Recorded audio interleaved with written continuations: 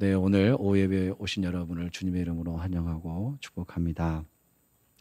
한 사람을 소개합니다. 이 사람이 바로 저와 여러분이라면 과연 어떤 삶을 살았을까, 어떤 인생을 살았을까, 묵상해 생각해 보시기 바랍니다.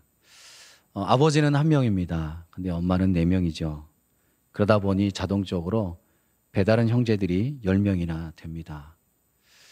자신을 낳아준 친모는 아버지의 사랑을 각별히 받았던 여인이었기에 이 사람은 아버지의 사랑을 독차지하게 되지요. 그러나 자신을 영원히 지켜줄 것 같았던, 자신을 영원히 사랑해 줄 것 같았던 어머니가 그만 자신의 동생을 낳다가 세상을 떠나게 됩니다. 아버지가 아무리 특별한 사랑을 주고 또 다른 엄마들이 신경을 써주더라도 친어머니의 사랑을 대신할 수가 없었지요. 엄마의 손이 가장 필요할 때 엄마는 계시지 않았고 다른 사람의 도움을 받았지만 혼자 성장했기에 남모를 또한 상처가 있었습니다. 설상가상으로 자신의 형제들이 11명이다 보니 그 틈바구니 속에 살아남으려면 아마도 눈치 하나는 탁월해야 했을 것 같습니다. 그래도 위안이 되는 것은 자신의 친어머니를 열정적으로 사랑했던 아버지가 계시기에 가장 사랑했던 여인의 아들인 자신에게 아버지의 사랑은 너무도 극진해서 조금은 위안이 되었지요. 그런데 이게 문제의 발단이 되고 말았습니다. 다른 형제들의 시선이 시기심으로 변하고 말았지요. 다른 형제들끼리는 그런대로 잘 지내는데 유독 자신에게만큼은 형제들 중에 왕따였습니다. 왕따뿐만 아니라 형제들로부터 폭력을 당하기까지 하지요. 그래도 아버지 품에 있으면 좋으련만 영원히 돌아오지 못할 강을 건넌 것처럼 노예로 팔려가고 말았습니다. 그래도 노예 생활을 하면서 차라리 그래 잘됐다. 형제들에게 왕따 당하고 폭력 당하며 살아가느니 그냥 아무도 없는 곳에서 그냥 세월에 몸을 맡긴 채 그냥 그렇게 살아가면 되겠다 싶었는데 이것마저도 용납되지 않았습니다. 노예 생활 중에 억울한 누명을 쓰고 감옥에 갇히는 신세가 되고 말았지요. 여러분, 이쯤 되면 이 사람의 마음속에는 어떤 생각이 가득할까요? 이쯤 되면 저와 여러분이라면 어떤 생각이 가득하겠습니까? 아마 이런 생각들이 아닐까요? 누구든지 나한테 걸리기만 해봐. 누구든지 나한테 걸리기만 해봐. 어차피 막 가는 인생인데 네 죽고 나 죽자. 이런 마음, 이런 생각을 갖게 되지 않을까요? 상황적으로 보면 충분히 그럴 수 있습니다. 그러나 이 사람은 그런 마음이 있는 것 같아 보이기도 하지만 그 마음을 그렇게 표출하며 살아가지는 않았습니다. 그 내용이 오늘 저와 여러분이 읽은 본문 말씀입니다. 그렇게 자신에게 큰 상처와 아픔과 시련을 안겨주었던 그 형들에게 원수 갚을 수 있는 절호의 찬스, 기회가 오게 되었지요. 드디어 하나님께서 원수 갚을 기회를 주셨다며 그렇게 좋아할 수 있는 상황이기도 합니다. 요셉의 형들이 우리가 너무나 잘 알다시피 기근이 들어서 곡식을 사기 위해 요셉이 애굽의 국무총리가 되어 있는 줄도 모른 채 곡식을 구하러 오게 되었습니다. 현재의 상황을 보면 전세가 완전히 역전되었지요. 요셉은 형들에게 얼마든지 자신이 받았던 상처와 아픔과 고통에 대해서 몇 배로 되갚아 줄 수 있는 환경과 상황이 되었습니다. 본문의 말씀을 보면 요셉이 우는 장면이 등장하지요. 2절 말씀을 보면 요셉이 큰 소리로 우니 애굽 사람에게 들리며 바로의 궁중에 들리더라. 아멘. 그 울음소리가 애굽 사람에게 들리고 궁중에 들렸다고 증언하고 있습니다. 어쩌면 다시 못 볼 것 같았던 형제들을 만나고 흘리는 기쁨의 재회의 눈물일 수도 있고, 또 다른 의미에서는 그 깊은 상처와 아픔 속에 흐르는 그 아픔의 눈물일 수도 있을 것입니다. 실제로 요셉은 당연히 인간의 아픔을 그대로 간직하고 있었던 것 같습니다. 본문 4절 말씀입니다. 우리 함께 4절 말씀을 봉독하겠습니다. 시작. 요셉이 형들에게 이르되 내게로 가까이 오소서. 그들이 가까이 가니 이르되 나는 당신들의 아우 요셉이니 당신들이 애굽의 반자라. 아멘. 이 말씀을 조금 말씀을 바꾸어 말하면, 형들 잘 보세요. 당신들이 나를 왕따시키고 상처 주고 미워해서 애굽에 팔았지만, 그렇지만 지금 당신들과는 비교할 수 없을 정도로 엄청난 권력과 힘을 가지고 있습니다. 라는 인간적인 마음이 그대로 드러나 보이는 것을 볼 수 있습니다. 2절의 말씀에 엄청난 눈물과 4절의 형들에게 자신의 신분을 밝히면서 과거를 들춰내는 이 요셉의 마음속에 인간적인 서운함과 상처가 그대로 묻어나 있지요. 요셉의 마음을 유추해 보면 이렇지 않을까 생각해 봅니다. 어떻게 형들이 나에게 이럴 수가 있었어? 어떻게 형들이 나에게 그럴 수가 있었어? 형들이란 사람들이 피를 나눈 동생인데 내가 부족하면 좀 가르쳐 주지. 내가 형들의 마음을, 형들의 심기를 좀 어지럽게 했으면 좀 내게 좀 알려주지. 어떻게 형제들이 나를 연합하여 왕따시키고 그것도 모자라 죽이려고 구덩이에 쳐놓고 어떻게 그렇게 할 수 있냐며 분노를 발할 수 있지 않을까요? 한편 형제들은 그냥 구덩이에 두어서 죽게 하자라고 말하고, 또 어떤 형제들은 노예로 팔자 하고, 어떻게 같은 피를 나눈 형제들이 그렇게 할 수 있어? 인간적으로 할 수 없는 일을 했다라며 그렇게 이야기할 수 있지 않을까요? 여러분, 요셉의 아픈 마음을 한번 보십시오. 어디에서 상처를 받았습니까? 어디에서 상처를 받았나요?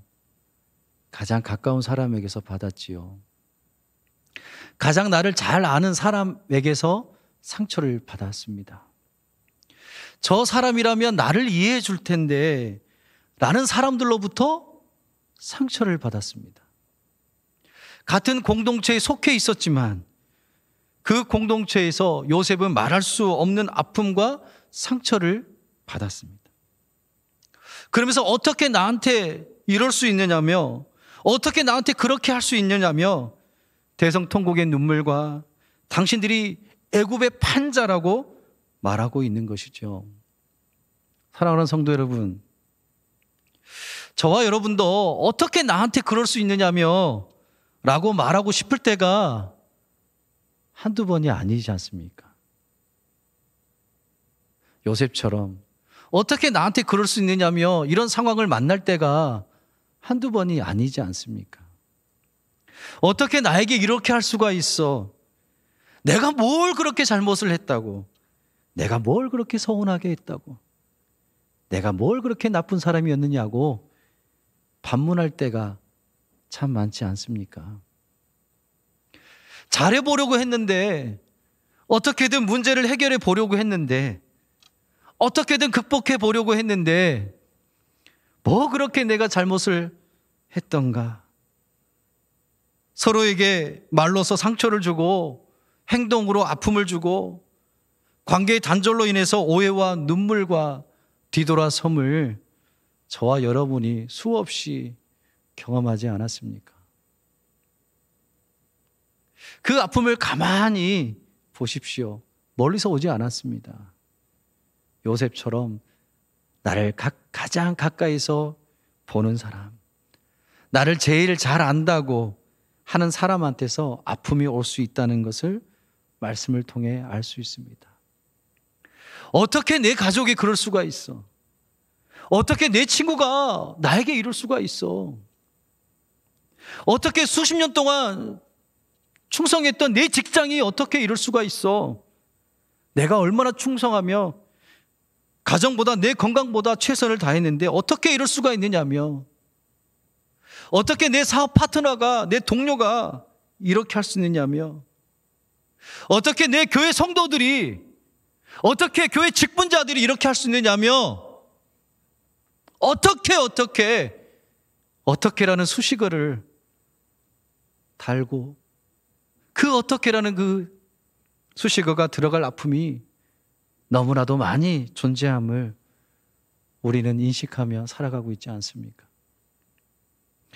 여러분, 바로 요셉의 입장에서 보면 어떻게라는 이 단어가요, 충분히 공감이 됩니다. 어떻게? 그렇지 않나요? 요셉의 입장에 서서 본다면 당연한 태도요, 입장일 수 있습니다. 그렇다면 형들의 입장에서 한번 생각해 볼까요? 왜 형들은 그토록 요셉이 싫었을까요? 애굽의 총리가 된 요셉 앞에 서 있는 형제들의 마음이 어떠했을까요? 요셉이 철저하게 우리에게 복수하는 거 아니야? 오늘 우리의 목숨은 끝났구나 라는 절망감? 아니면 설마 요셉이 우리를 죽이기까지 하겠어? 죽이지는 않더라도 아마도 감옥살이 하지 않을까? 아니면 노예로 팔려가 살게 되지 않을까? 이런 생각들을 하지 않았을까요? 그러면서 변명 아닌 변명을 요셉에게 이렇게 하지 않았을까요? 요셉, 우리도 변명 좀 하자. 우리 형제들이 너를 일방적으로 미워하지 않았어. 네가 미움받을 만한 행동을 했잖아 라고 말하고 싶지 않았을까요? 요셉, 네가 아버지의 사랑을 독차지했잖아. 그럼 다른 형제들에게 좀 배려를 해주고, 배려할 줄 알았는데 넌 그렇지 않았잖아. 정직한 것도 좋지만, 진실된 것도 좋지만, 형들이 잘못하면 좀 덮어줄 수도 있고 좀 모른 척도 좀 해줄 수 있는 거 아니야? 그냥 넘어갈 줄도 알아야 하는데 있는 그대로를 아버지에게 다 알려버리니 우리가 화가 나고 미워할 수밖에 없는 건 아니지 않느냐라고. 아니, 하나님이 주시는 큰 꿈을 꾸었으면, 하나님이 주시는 큰 꿈을 가졌으면 그냥 속으로 꾹 담고 있지. 그리고 하나씩 준비해 가면 되지. 왜 아버지와 형들 앞에서 자신이 높아지고 형제들이 다 내 발 아래 서게 될 것이다라고 말하면서 우리들의 자존심을 상하게 하지 않았느냐고 말할 수도 있을 것입니다. 형들의 변명을 생각해 보면 요셉이 그렇게 썩 잘한 것 같아 보이지는 않습니다. 그렇지요. 그렇게 생각할 수도 있지 않겠습니까? 그렇게 우리는 쉽게 받아들입니다. 사람과의 관계도 마찬가지가 아닐까요? 늘 우리는 일방적으로 누구만이 당하며 살아간다고 생각하죠? 내 자신만이, 나만이, 내 자신만이 당하고 살아간다고 생각합니다. 그리고 내 입장에서만 모든 것을 해석합니다. 그러면서 나를 보호하는 보호 본능이 발휘되면서요, 상대방에 대해서 적대감을 갖거나 어떻게 나한테 그렇게 할 수 있어? 라고 말하기도 합니다. 그런데 여러분, 요셉과 형들이 다른 점이 하나가 있어요. 요셉과 형들이 서로 어떻게 그럴 수 있어? 라고 말할 수 있는 상황이었지만 중요한 차이가 하나가 있습니다. 그 차이는 형들은 자신의 마음이 상하면 상한 대로, 자신의 자존심이 상하면 상한 대로, 상한 만큼 어떻게 그럴 수 있어? 라는 그 마음 그대로 요셉에게 그대로 행했습니다. 그 결과 요셉은 엄청난 아픔과 상처의 소용돌이 속에 살아가게 되었지요. 그러나 요셉은 그렇게 하지 않았습니다. 그러나 요셉은 그렇게 하지 않았어요. 그 내용이 본문에 등장합니다. 5절에서부터 8절 말씀에 등장을 하지요. 5절부터 8절까지가 어떻게 그럴 수 있어? 에서 그래 나는 괜찮아요. 그래 나는 괜찮다라고 마음이 변화된 것을 볼 수 있습니다. 자신에게 아픔과 상처와 고통을 안겨준 형제들을 마음으로 받아들이죠. 나에게 아픔을 준 것 가지고 두려워하지 말라라고 말을 합니다. 참 쉽지 않은 행동이지요. 여러분, 이 말을 듣는 형제들의 마음이 어땠을까요? 분명히 형제들이 요셉에게 한 자신들의 행동이 있었기 때문에 심리적으로 얼마나 두렵고 떨었겠습니까? 그런데 상처를 받았던 요셉이 넉넉한 마음으로 이해해주고 넉넉한 마음으로 받아주고 안아주고 격려해주는 모습을 보게 됩니다. 요셉이 형들을 어떻게 해서 그래로 안아줄 수 있었던 것은 몇 가지 원리가 있습니다. 먼저 형제들을 안아줄 때, 형들을 안아줄 때 본문 어디를 봐도 조건을 달지 않았습니다. 형들이 어떻게 하면 내가 용서해 줄게. 형들이 이렇게 하면 내가 어떻게 해 줄게. 라는 말이 없습니다. 기브앤테이크가 아닙니다. 조건이 없었습니다. 내가 과거를 다 덮어줄 텐데 이번 한 번만 봐줄게 라고 하지도 않았습니다. 때로는 우리는 조건을 내걸지 않습니까? 네가 이렇게 하면 내가 용서해 줄게 라고 할 때가 참 많지요. 또한 이번까지만 내가 이해하고 포용하겠다는 내용도 없습니다. 내가 이번까지만 용서해 주고 다음에는 절대 용서 안 해줄 거야? 이렇게 말하지 않았습니다. 형들이 두 손과 발에 지문이 없어질 정도로 싹싹 빈 것도 아닙니다. 두려워하고 떨고 있는 그 형제들에게 자신이 먼저 손을 내밀어 가슴으로 안아준 사람이 바로 요셉입니다. 조건 없는 사랑이었지요. 요셉의 모습을 통해서 조건 없는 하나님의 용서를 찾아볼 수 있었습니다. 여러분, 요셉이 어떻게 이렇게 할 수 있었을까요?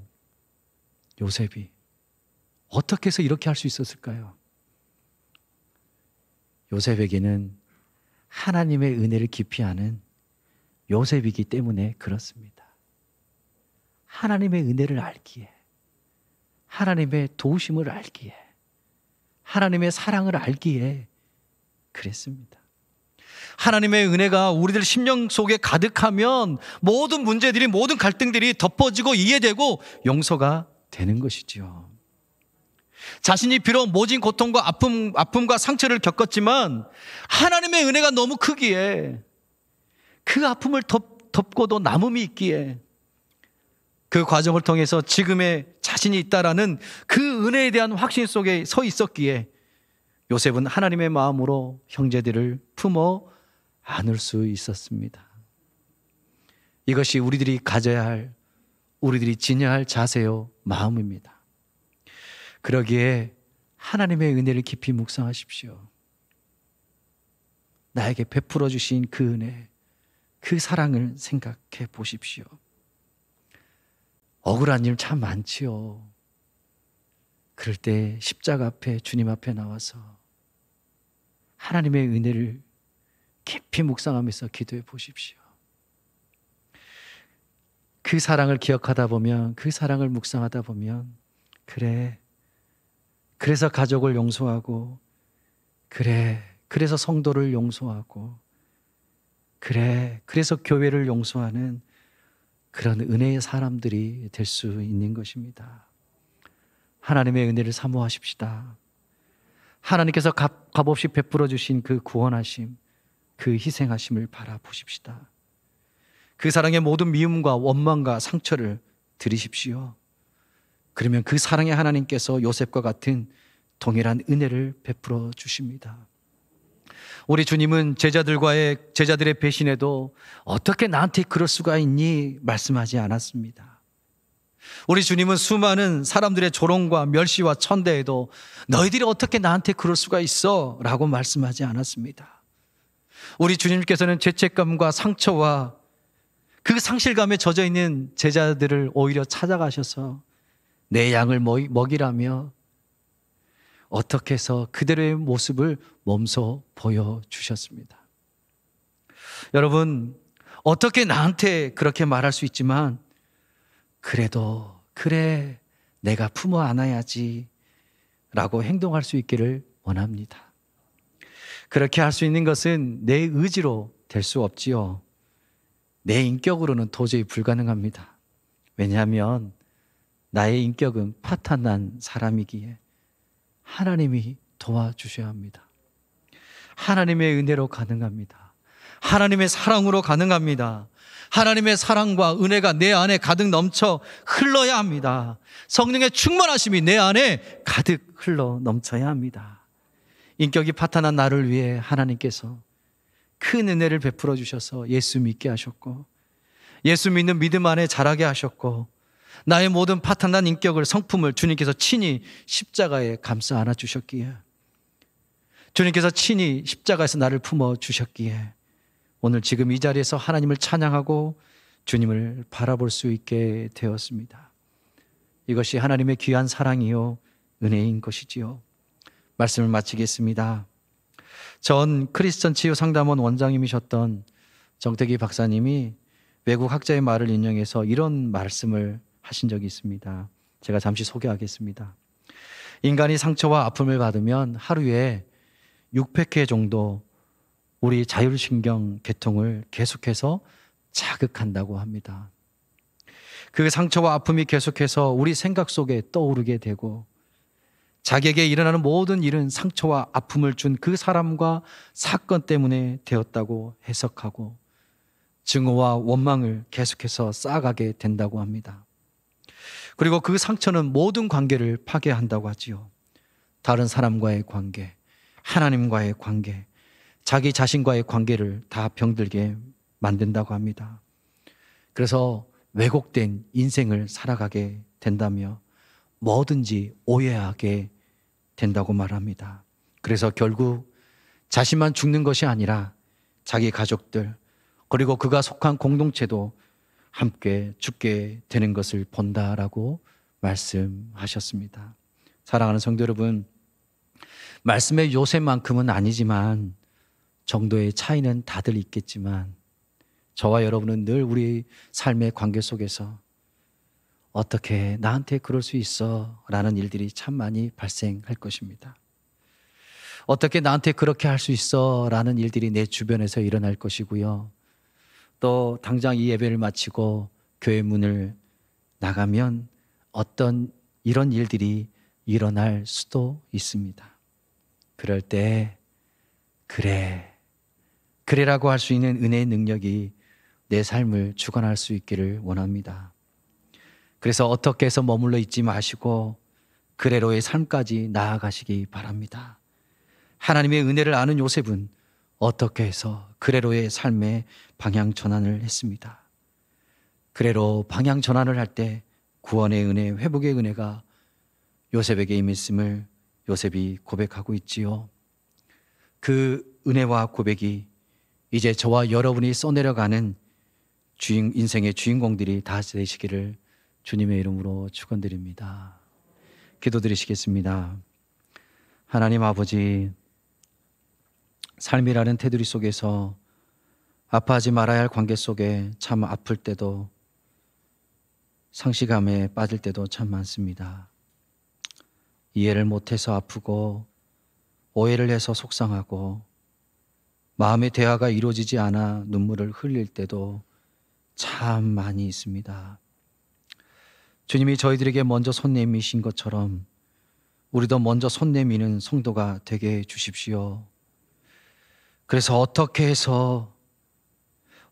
해서만 머물러 있는 것이 아니라 어떻게 해서만 머물러 시간 속에 인생을 허비하지 않게 하시고 그래의 은혜 속에서 아름답게 서가는 우리 모두 우리 신앙 공동체가 되게 해 주옵소서.